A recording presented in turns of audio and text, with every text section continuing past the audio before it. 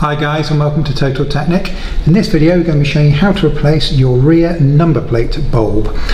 This applies to a lot of different Audi and VW models. If you have a look under your boot or your tailgate handle, you'll see the little panel to the rear, and if yours looks like this with a single screw on one side, most do, then this video applies to you. Let's do it.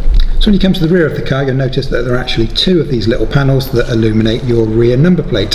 So what you need to do first of all is identify which one is not working. So chances are, if you've noticed that it's not working, a warning has come up on your dashboard. So what you want to do is put your key in the ignition, turn it to position 2 or start the engine, whichever you prefer, and then turn your headlight switch on, and then walk round to the back of the vehicle and check both of these lights to see which one is not illuminating. And obviously that's the one that you want to be focusing on. So to remove the little panel, we've got this single screw on the one side, and all you need for this is a Phillips size 1 screwdriver. So being careful not to touch any of the bodywork with the handle of the screwdriver, just start to undo the screw.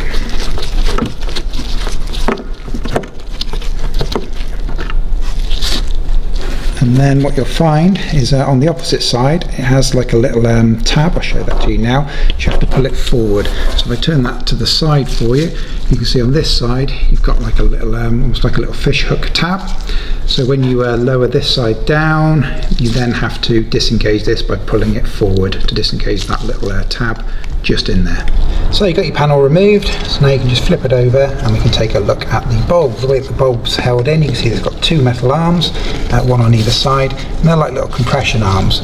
So if you just hold onto the bulb, pull one of these outwards, see it will start to release the bulb, and then you can just move the bulb up and out, and so that's removing the bulb from the panel.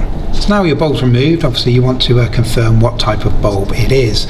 Very often it's printed onto the side of the glass, but you need to obviously get an exact match for this type of bulb. This is one of the most common types of bulb. This is called a festoon bulb, also known as a C5W or a 239.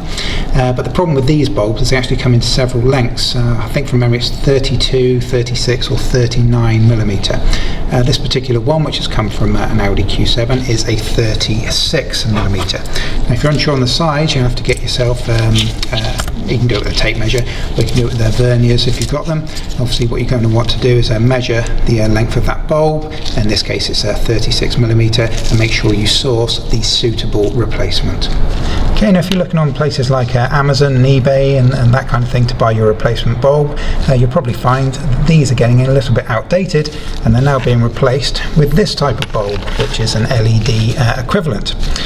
And these work absolutely brilliant. Now there's one thing that you must bear in mind with these types of bulbs if you want to make the change to LED. The LEDs tend to be a little bit brighter, and obviously they use less power, though that's not really a concern in a car.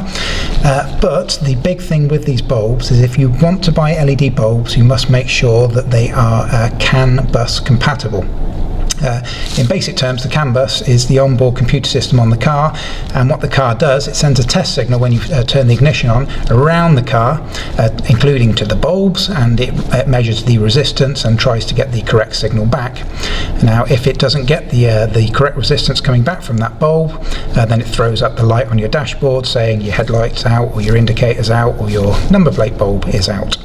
So when you buy these, you must make sure that it says that they are CAN bus compatible. They also say CAN bus free, all different types of things.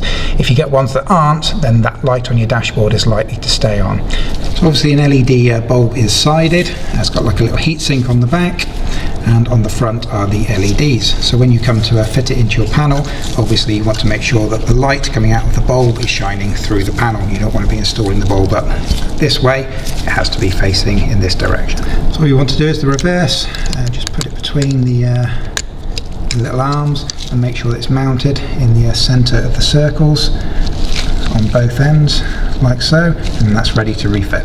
What I like to do to refit it, I just like to rewind this screw. You don't need to remove it, I just like to rewind it so that it's flat with the top of the plastic just there, so that when you're pushing this in, you know that the screw is definitely not going to catch.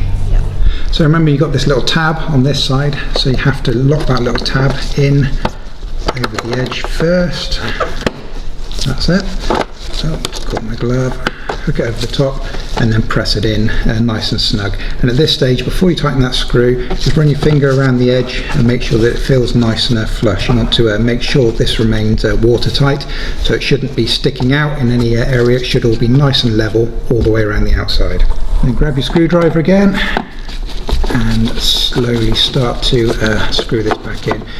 Now, you don't want to over tighten this. Remember, it is just plastic and it is just holding it in place. So just snug.